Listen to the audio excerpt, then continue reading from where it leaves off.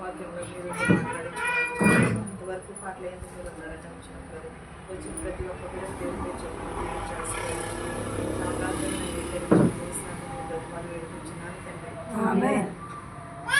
కీర్తనలు 94 మొదటి నుంచి 23 ప్రతికారము చేయుదేవా ప్రకాశించింది భూలోక న్యాయాధిపతి గర్విష్ఠులకు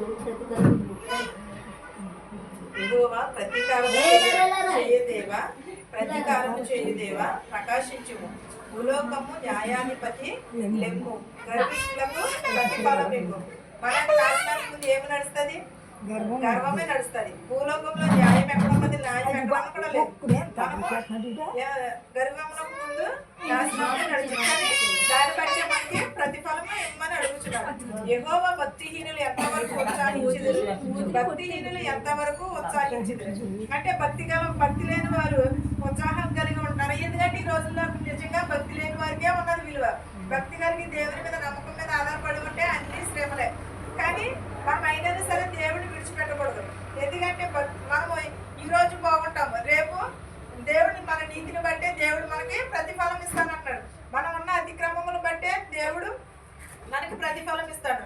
గర్విష్ఠులకు ప్రతిఫలమును మనం ఉన్న దానిని బట్టే ప్రతిఫలము దయచేస్తానంటాడు. యెహోవా భక్తిహీనులకు ఎంతవరకు ఉత్సాహించుదురు? భక్తిహీనులు ఎంతవరకు ఉత్సాహించుదురు? ఎంతవరకు ఉత్సాహిస్తారు? భక్తి లేని వారు కొంతవరకే. అదే భక్తి కలిగి ఉంటే నిత్యమును కూడా సంతోషముగానే ఉంటాము. మన కుటుంబం కానీ ప్రతి ఒక్కరమును కూడా మనం నీతి కలిగి ఉంటే భక్తి కలిగి ఉంటే మనకి ప్రతిదీని కూడా సంతోషమే. వారు వదరుచు కఠోరమైన మాటలు పలుకుచున్నారు. దోషము చేయువారు అందరూ వెక్కములాడుచున్నారు. ఎలా ఉన్నారు మనుషులు? ఎలా భక్తి లేని వారు ఎలా ఉన్నారు? కఠోరమైన మాటలు పలుకుచున్నారు. దోషము చేయవారు అందరూ కూడా బెక్కములాడుచున్నారు. అంటే కఠోరమైన మాటలు అంటే ఎదుటి వారిని మనము బాధ పెట్టే మాటలు, ఎదుటి వారిని మనం హింసించే మాటలు. ఈ రోజులు అందరూ కూడా అవే నేర్చుకుంటున్నారు. కూర్చుంటున్నారు ఒక దిక్కున, కూర్చుని ఏం చేస్తున్నారంటే ఇవే మాటలు, ఇంకా ఏమి మాటలు లేవు. ఎవరినైనా సరే కొన్ని బాధపడతారేమో, లేకపోతే వాళ్ళు ఏమన్నా అనుకుంటారేమో అనే ఆలోచన లేదు. ఒకవేళ నేను ఎలా వాళ్ళు అంటున్నాను, రేపొద్దున నన్ను కూడా అలాగంటారేమో అనే ఆలోచన ఎవరికి లేదు. కఠోరమైన మాటలే పలుకుచున్నారు, దోషమైన మాటలే మాట్లాడుచున్నారు. వారందరూ కూడా బెక్కములాడుచున్నారు. యెహోవా చూచుట లేదు, యాకోబు దేవుడు విచారించుట లేదు అనుకుని యెహోవా వారు నీ ప్రజలను నలుగగొట్టుచున్నారు, నీ స్వాస్థ్యమును బాధించుచున్నారు. ఎలాగ యెహోవా చూడట్లేదని, యాకోబు దేవుడు చూడట్లేదని వారందరూ కూడా అనుకుంటున్నారు. కానీ వారు ప్రజలందరూ కూడా నలగొట్టుచున్నారు, నీ స్వాస్థ్యము బాధించుచున్నారు. అంటే దేవుడు మనం చూడట్లేదు అనుకుంటున్నాం మేము, కానీ దేవుడు ఎప్పుడూ కూడా చూస్తూనే ఉంటున్నాడు. ఆయనకి చాటు మరుగైనది ఏది లేదు కూడా. కనీసం కన్నెరెప్ప కూడా ఇలా వేసేంతట్లో కూడా దేవునికి తెలుసు. దేవుడు ప్రతిదీ చూస్తున్నాడు. దేవుడు పైనుండి ఒకవేళ మనకు కనిపించకపోవచ్చేమో, మనం దేవునికి కనిపిస్తూనే ఉంటాము. మనం ఎప్పుడూ కూడా మనకైతే దేవుడు కనిపించడు. ఎందుకంటే మనం చేసిన దోషములు అలాంటివి, మనం చేసే పాపములు అలాంటివి. కాబట్టి దేవుడు మనల్ని ఎప్పుడు కూడా చూస్తూ ఉంటాడు. ఆయన ఏమో స్వాస్థ్యమును బాధించుచున్నారు అంటాడు. విధవరాండ్రను పరదేశులను చంపుచున్నారు, తండ్రి లేని వారిని హతము చేయుచున్నారు. జనులలో పశుప్రాయులారా దీనిని ఆలోచించుడి, బుద్ధిహీనులారా మీరెప్పుడు బుద్ధిమంతులవుదురు? చెవులను కలుగచేసిన వాడు వినకుండునా, కంటిని నిర్మించిన వాడు కానకుండునా? ఎదవరాండ్రులను మనం ఏం చేయాలి? ఎదవరాలు ఇప్పుడు ఎవరైనా చేరదీస్తున్నారంటారా? ఎవరైనా కూడా ఏదో పురుగుని చూసినట్టు చూస్తున్నారు. కానీ దేవుడు మనకి బైబిల్లోని ఎక్కడ చూసినా సరే విధవరాళ్ళు మాత్రమే ఆశీర్వదించాడు. వాళ్ళు ఇచ్చిన కానుకలు కానీ వారి బిడ్డలను కానీ వాళ్ళని కానీ ఆశీర్వదించాడు. కానీ ఈ లోకంలో ప్రజలు ఏం చేస్తున్నారంటే ఎవరు కూడా విధవరాలు వస్తే ఇది అంటారా అది అంటారా, ఒకవేళ ఏదో ఒకటి విధవరాలు చూసి ఏదో ఒకటి అంటారు. కానీ మనం ఏం చేయాలంటే నిజంగానే నాకు తెలిసినంత మట్టిగా అయితే, నేను అనుభవించిన దాన్ని బట్టి అయితే మాత్రం ముసలి వాళ్ళని కానీ విధవరాలను కానీ వాళ్ళని చూస్తేనే మనకి దీవెనలు వస్తాయి. తల్లిదండ్రులు లేని పిల్లలను కానీ ఇలాగ అనాథ వాళ్ళు కానీ నా అనుభవంలో నేను తెలుసుకున్నాను. అది మీకు అనుభవం ఉన్నదో లేదో నాకు తెలియదు, కానీ నా అనుభవంలో అయితే మాత్రం నేను అదే తెలుసుకున్నాను.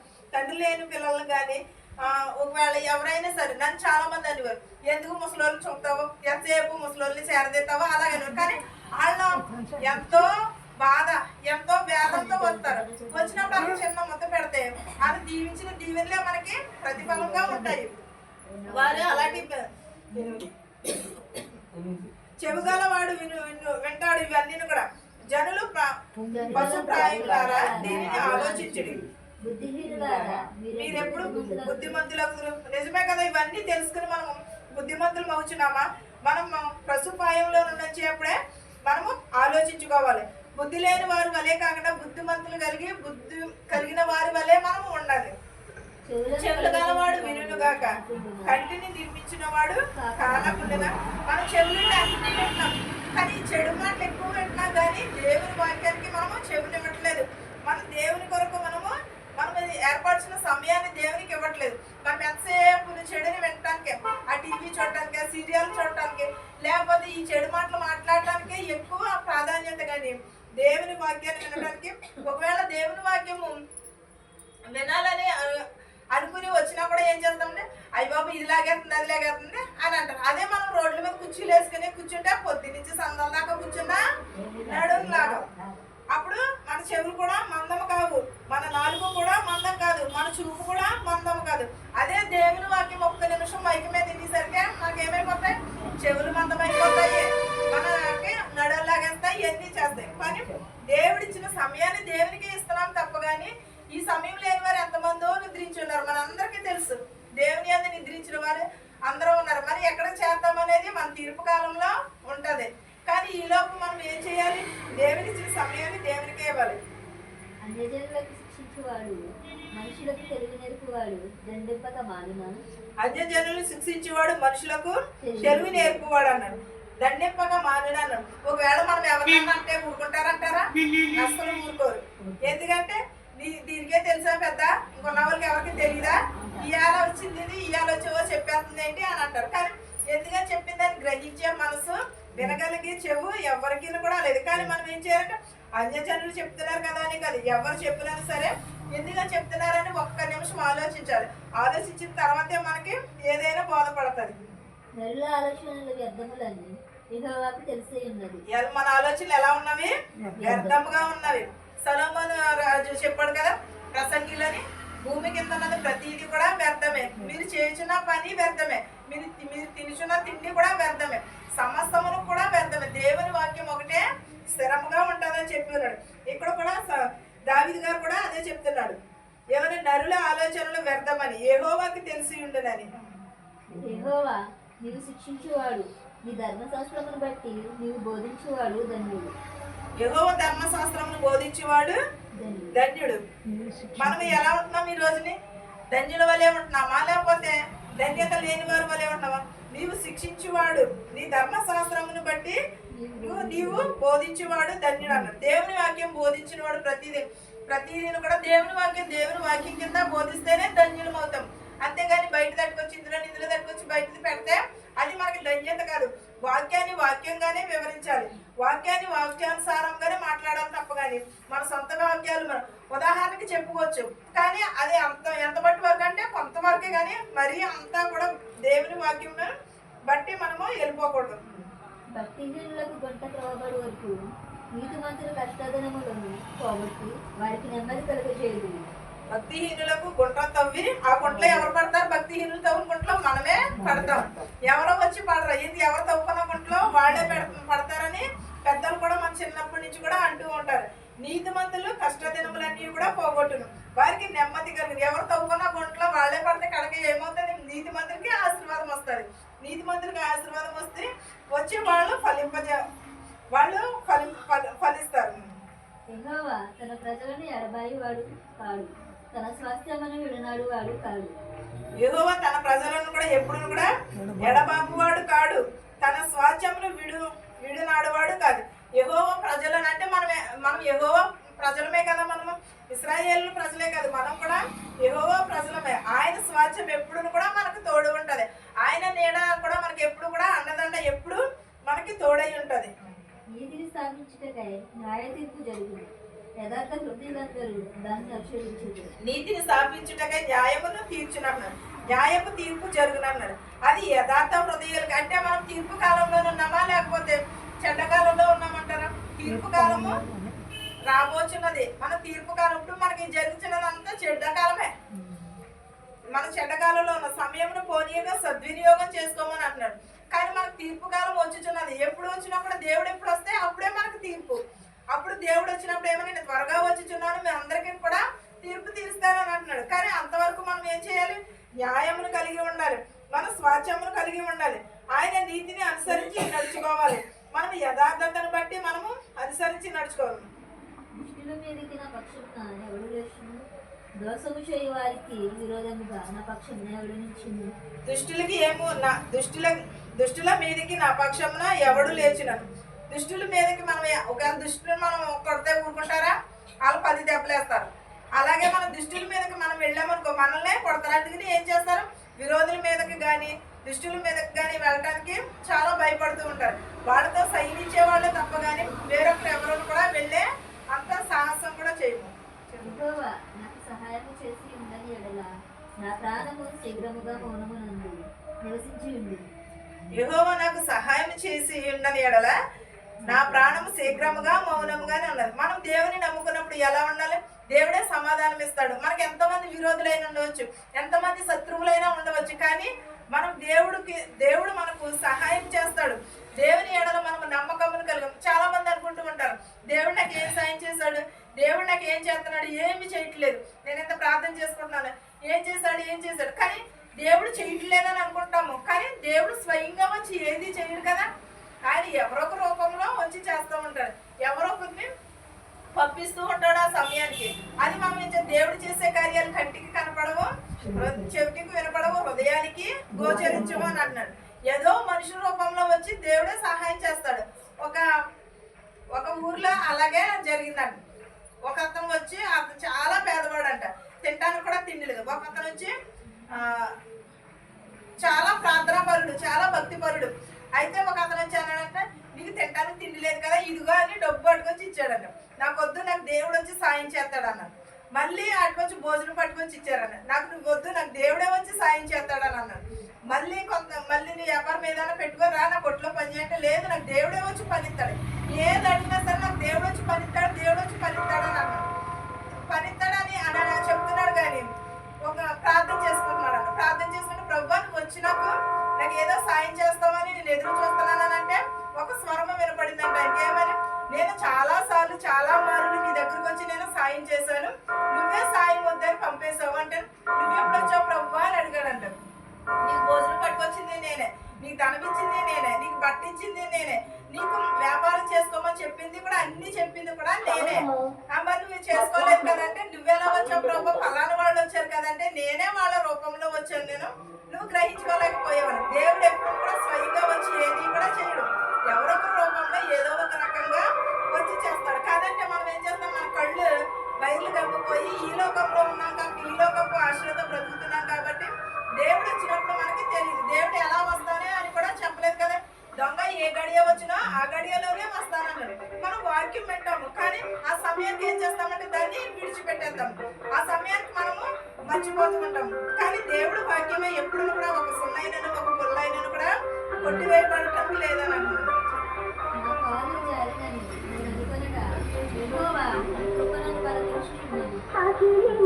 నా కాలు జారినను నేను అనుకునగా యెహోవా నీ కృప నన్ను మనం ఏదైనా సరే మనకు ఆలోచనలు అనేకమైనవి ఉంటాయి. ఎందుకంటే మనము చూపు పాపము, మన నడవడిక పాపము, మన హృదయమే ఘోరమైన వ్యాధితో నిండిపోయినది. అలాంటినప్పుడు సాతాను ఏం చేస్తుంది, పాపంలో పడాలని చూస్తుంది. కానీ దేవుడు ఏం చేస్తాడు, పడిన వారిని లేవనెత్తుతానని అన్నాడు. గుట్టలో పడిన వారిని నేను లేవనెత్తుతాను అని అన్నాడు. అలాగే మన కాలు జారినప్పుడు కూడా దేవుని కృప మనకి తోడై ఉంటుంది. దేవుని కృప మనలో బలపరుస్తుంది. దానిని చేయకోకుండా దేవుడే మనల్ని తప్పిస్తూ ఉంటాడు. దేవుని కృప లేకపోతే మనం ఈ రోజున ఎలాగలేము. ఒకవేళ మనం పడిపోవచ్చు, కానీ దేవుడు చేయందిస్తూ ఉంటాడు. ఏ రూపంలోనో, ఏ మనిషి రూపంలోనో దేవుడు చేయందిస్తూ ఉంటాడు.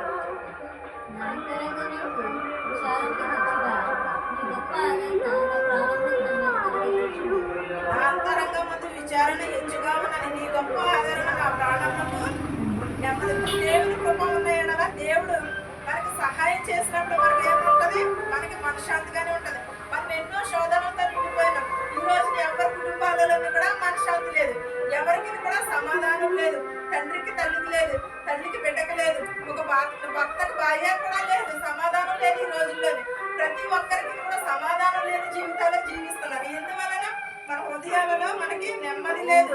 మన గొప్ప ఆదరణ ఎవరిస్తారు? దేవుడే ఇస్తాడు. మనం ఎన్నో కోల్పోవచ్చు, కానీ దేవుని మీద ఆధారపడి బతికితే దేవుడు తప్పక సహాయం చేస్తాడు. మన ప్రాణములకు కూడా ఆయన సేవ తీరుస్తాడు. కట్టడం వలన కీడు కల్పించు దుష్టుల కట్టడం వలన మనకి కీడు కల్పించి దుష్టుల పరిపాలనలో మనకి పొందగలుగునా అని అంటున్నాడు. అంటే దుష్టులు వచ్చినప్పుడు దేవుడు సహాయం చేస్తాడు. మన కాలు జారినప్పుడు దేవుడు సహాయం చేశాడు. మన కష్టాల్లో ఉన్నప్పుడు దేవుడు సహాయం చేశాడు. మన ప్రాణంలోకి నెమ్మదినిచ్చాడు. ఆయన మన కాలు జారిపోకుండా కాచి కాపాడినప్పుడు, సాతాను వచ్చి మనల్ని శోధించినప్పుడు మన ప్రాణంలో కూడా దేవుడు ఇస్తాడు సహాయం. ఆయన పరిపాలనలో మనం ఎప్పుడు కూడా కృంగిపోకూడదు. దేవుని మీద ఆధారపడిన వారు ఎంత మాత్రం కూడా దేవుడు ప్రోత్సహించాడు. దుష్టులు నీతిమంతుల మీద పడతారు. ఎందుకంటే వారు దుష్టులు అని వారికి వెల్లడైపోతుంది. ఎందుకంటే వాళ్ళు మంచి ఇక్కడ లోకంలో ఎక్కడైనా సరే చూడండి, మంచి వాళ్ళని చూసి దుష్టులు ఏం చేస్తారు? ఈర్షపడుతూ ఉంటారు. మనం ఎదుటి వారు చేయలేని పని మనం చేసామనుకో, మనల్ని తిడతారు. ఎందుకంటే వాళ్ళు చేయలేని పనులు మనం చేస్తున్నాం కాబట్టి. కానీ వాళ్ళకి తెలుసు, వాళ్ళ మనసుకు తెలుసు, నేను చేయదు వారు చేసింది నీకే అని, అది చేసింది మంచి పని అని. కానీ అయినా సరే దోషులు నిర్దోషులుగా మరణము విధించుదురు. అంటే దోషులు నిర్దోషులుగా మనం చేసిన పని వారికి నచ్చలేనప్పుడు వారు ఏం చేస్తారంటే వారి మీద ఏదో ఒకలాగా బురద చెప్పాలి, ఏదో ఒకలాగా దీన్ని త్రొక్కాలి, దీనిని ఏదో ఒకలాగా అంచాలి అని అంటూ ఉంటారు. అలాంటి చేసినప్పుడు తిరిగి ఏమన్నా వారి క్రియలను బట్టి వారికి ప్రతిఫలం వచ్చును అని అన్నాడు.